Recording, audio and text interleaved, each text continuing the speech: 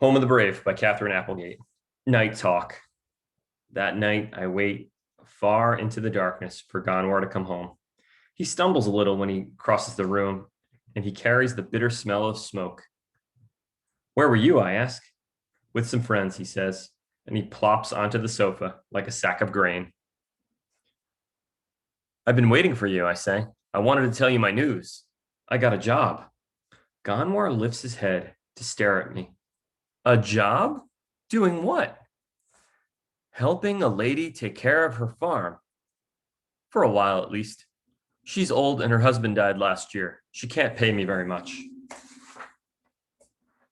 But I think I'll make enough to buy new dishes for your mother.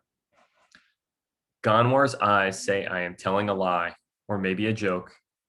How did you get a job like that? I lift my shoulders. I just went to the door and asked. Her cow didn't look so good. Father would never have owned such a sad-looking animal. Gonwar drops his head and covers his eyes with his hands.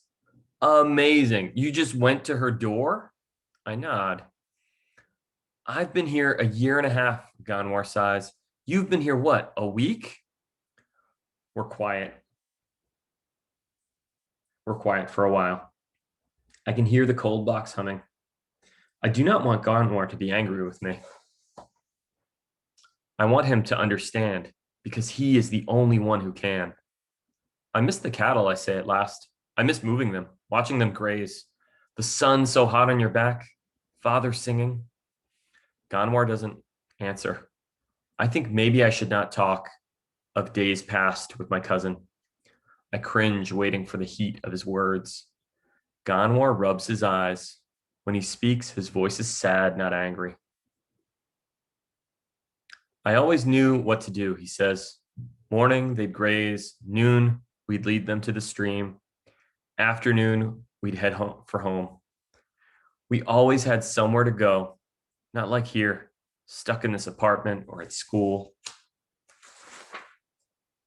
He sighs.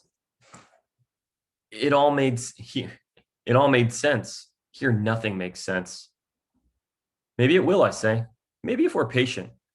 I hear the fear and hope fighting in my voice. We don't belong here, Keck, Gonwar says. This isn't our country. It never will be. Lots of people come to America from other countries, I say. Mrs. Hernandez taught us that. Gonwar rolls his eyes. Poor immigrants, illegal immigrants. Maybe someday we can go home again, I say. The war is older than our fathers were. The war is forever, Gonwar replies. He closes his eyes. Then where do we belong? I ask.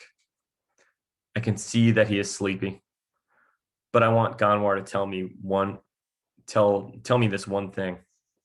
I wait a long time for Gonwar to reply, but he's asleep, snoring softly. I watch his untroubled face. I cannot seem to get up. Gonwar's words lie in my lap like huge rocks. I am not strong enough to move.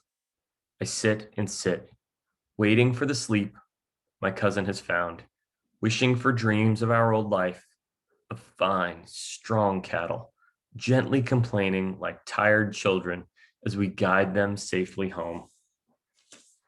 All right, that's the end of part 2.